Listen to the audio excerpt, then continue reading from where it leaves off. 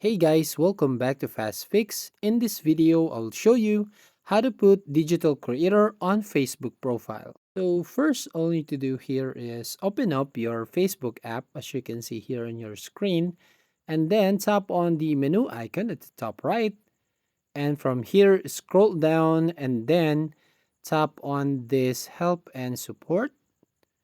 You can tap on the drop down menu and then tap on help center.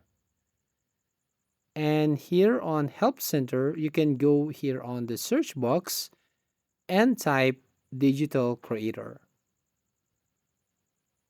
Now, once you've done right here, typing digital creator, so tap on search or enter, and then you'll find here all the options. So I want you to pick this access creator support from Facebook. So tap this one. But as you can see here on your screen, saying that this feature is only available to some people right now. So here on my account, it is not available, but you can check your account if it's possible to open up this option here. But we can actually use the second method, so we can put a digital creator on your Facebook profile. So to do that, tap on the profile picture here and then tap on the three dots beside the edit profile button. And right from here, you just turn on your professional mode. So turn on this professional mode.